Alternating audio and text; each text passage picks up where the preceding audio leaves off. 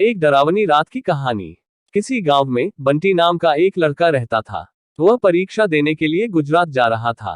ठंडी का दिन था। चारों तरफ से कोहरा छाया हुआ था। आमने सामने भी कोई नहीं दिख रहा था।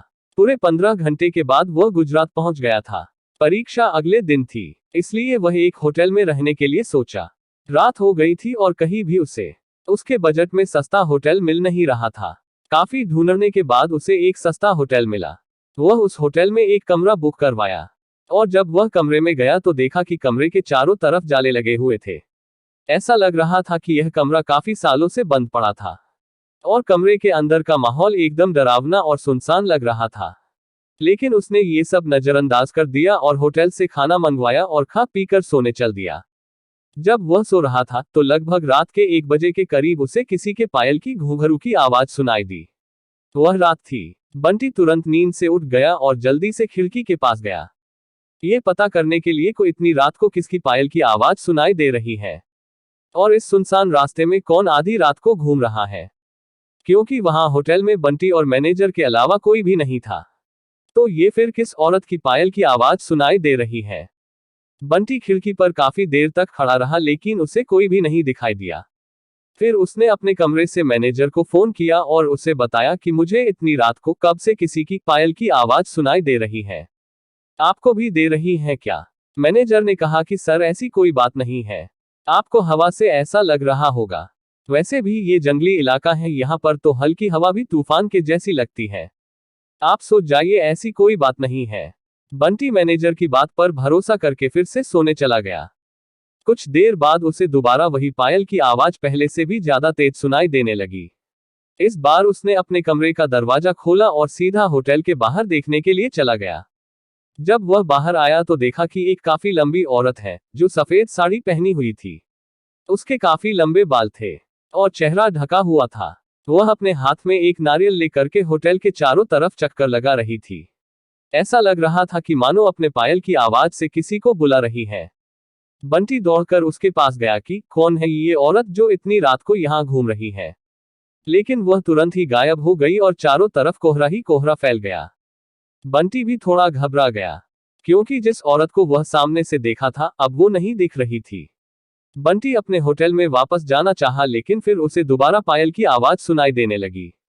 बंटी अब उसे ढूंढते हुए जंगल की ओर जाने लगा। चलते चलते वह अपने होटल से इतनी दूर आ गया उसे पता ही नहीं चला। फिर उसने उस घने जंगल में कुछ ऐसा देखा कि उसका दिल दहल गया। उसने देखा कि उस औरत ने एक पीपल के पेड़ के नीचे 5-6 लाश रखी थी और बारी बारी से एक एक को नोच नोच कर खा रही थी। उसका मुंह खून से लथपथ था और चेहरा भी एकदम डरावना था। बंटी जब ये सब देखा तो उसके पांव तले जमीन खिसक गई। ये सब नजारा देखते ही उसे डर के साथ साथ रोना भी आने लगा कि वह चुड़ैल अब मुझे भी मार देगी, क्योंकि अपने पायल के आवाज से यहाँ तक तो मुझे लेकर आई है। लेकिन उसने हिम्मत से काम लिया और हनुमान चालीसा पढ़ते पढ़ते धीरे से वहां से भाग गया ताकि भूत उसे देख न ले, लेकिन भूत तो भूत होते हैं। बंटी जैसे ही वहां से भागने की कोशिश किया, वो चुड़ैल अचानक उसके सामने आ गई और उसे इशारों से अपने अड्डे पर ले जाने लगी जहां पर उसने लाशें रखी थी।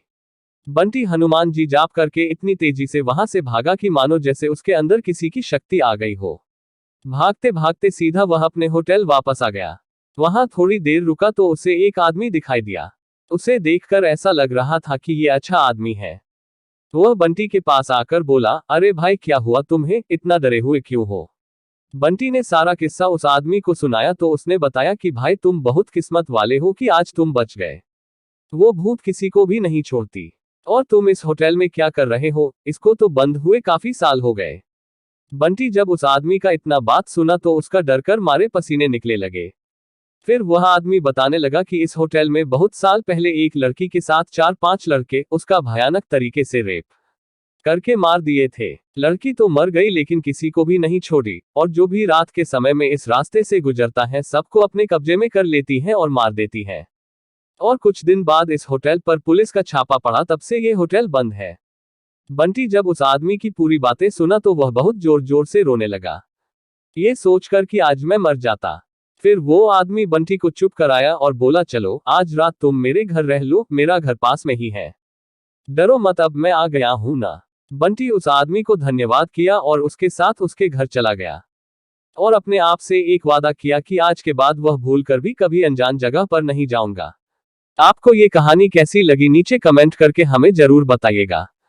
अगर आपको ये कहानी पसंद आई हो तो अपने दोस्तों के साथ जरूर शेयर करें और ऐसी ही प्यारी कहानियां सुनने के लिए हमारे YouTube चैनल से जुड़े।